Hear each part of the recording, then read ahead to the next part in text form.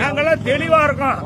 அதிமுக ஜெயிக்கணும். அப்ப டிடிவி எடப்பாடி தலைமை ஏத்துக்கிட்ட. ஆமா ஆமா, அவர்தான் தேர்தல நினைக்கிறேன். எங்க கட்சி முடிச்சு ஆதரிக்கு சசிகலா அவங்க குழப்பம் பண்ணி வச்சிருக்காங்க. இவ்வளவு நாள் சும்மா நடந்துச்சு, ஏன் இப்ப அந்த அம்மா பண்றாங்க? அதுல என்ன ஒரு பெரிய பிரச்சனை இல்ல. திவாகரன் ஒருத்தர் இருக்காரு, அந்த அம்மாவோட தம்பி, அவரை கூப்பிட்டு டிஆர்பி ராஜாவுக்கு எதிர்ப்பா நெல்லியான்னு சொல்லிட்டோம்னா அந்த அம்மா ஒதுங்கிக்கிறேன். அதான் மேட்ரு. டிஆர்பி ராஜாவை ஜெயிக்கிறதுக்கு ஆள் இல்ல. டிஆர்பி ராஜாவுக்கு எதிர்ப்பா ஒரு ஆள் போடணும்ல. நீ நின்றானா இவன் செங்கல்வா தயார் காலேஜில் வச்சிருக்க பணத்திலே ஜெயிச்சிருவேன்.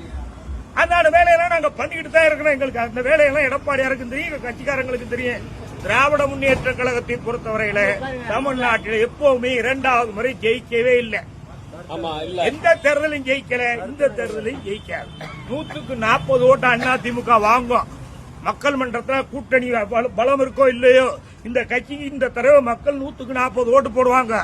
30 ஓட்டு திமுக வாங்கும். அவங்க வாங்குற ஓட்டுல 10 ஓட்டு செல்லாத ஓட்டு, செத்த ஓட்டு, அது அடிபட்டு போச்சு. இந்த விஜய் உங்களுக்கு 20 ஓட்டு தான் வாங்குவார். என்ன கிராமங்கள்ல அவருக்கு ஓட்டு கொண்டாந்து சேர்க்கறதுக்கு கிளைக்கழகங்கள் அமைக்கப்படல.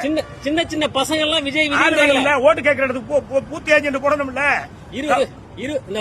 காலேஜ் படிக்கிற பசங்க சின்ன சின்ன பசங்க ஓட்டு சார் ஓட்டான்னு சும்மா ஊருக்குள்ள போடுறியா? ஒரு நிக்கிறாருன்னு வைங்க, இவர் ஊருக்குள்ள ஒரு செல்வாக்கானவர் நிக்கிறாருன்னு வைங்க, இவர் நிக்கையில பாத்துட்டு போற பெண்கள் என்ன ஓட்டா போடு பாப்போம் அப்படிமா டிஎம்கே பயந்துகிட்டே ஓட்டு போட்டு வருவேன்.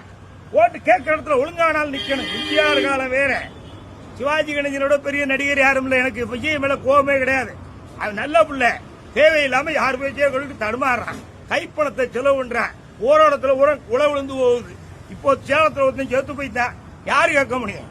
அவர் பிரச்சாரம் பண்றதுக்கே பயப்படுறாரு. இன்னைக்கு என்ன தெரியுமா நிலைமை? இப்ப ஓடிக்கிட்டு இருக்கு டிவி பாத்தியலா செய்தி.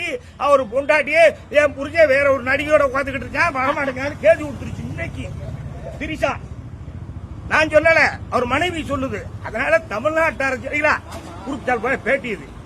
குறுக்குச்சால் ஓடக்கூடாது. என்னை பொறுத்தவரையில நான் பேச்சாளர். ஆனால் நான் போடுற கணக்கு எப்பவுமே சரியா இருந்திருக்கு. இந்த கணக்கு சரியா இருக்கும். திராவிட முன்னேற்ற கழகம் 30 ஓட்டு வாங்கும், அதிமுக 40 ஓட்டு வாங்கும், விஜய் 20 ஓட்டு தான் வாங்குவாரு, 10 ஓட்டு சீமான் வாங்குவாரு. இதுதான் தமிழ்நாட்டுடைய நிலை.